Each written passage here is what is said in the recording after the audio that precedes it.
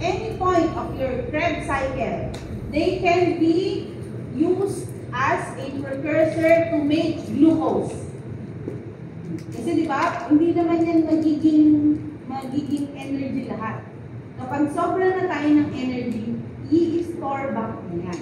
Magkakaroon tayo ng lipogenesis, glucogenesis, which catalyzes the decarboxylation. Alam niyo na. Ito na ulit. Here, it is just being shown to you that these amino acids can enter the following substrates for transamination, for deamination, and for gluconeogenesis. Ito yung mga entry points nila.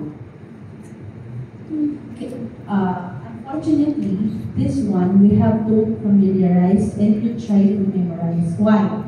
Tinatanong ko sa board exam.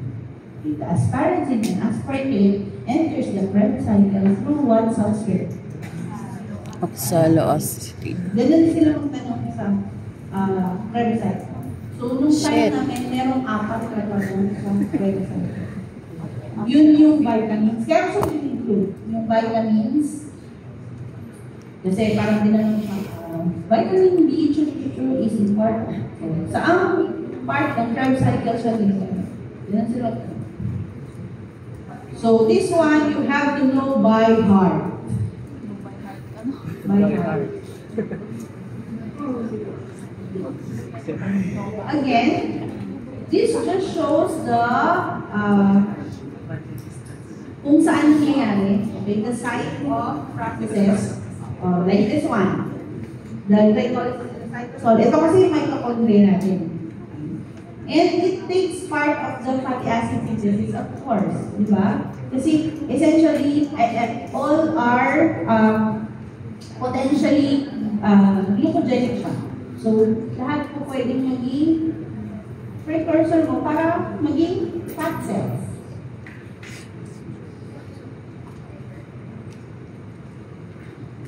Itong dalawang to, sulat niyo na sa Manila paper.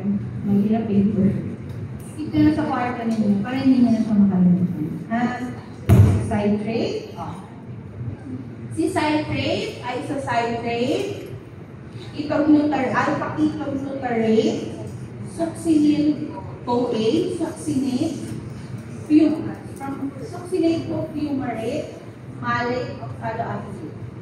Can I keep sushi, some sashimi or mango? Gawa nito,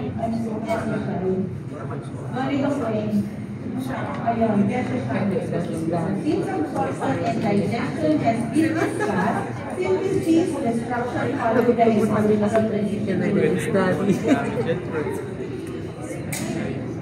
gawa kayo ng sarili nyo.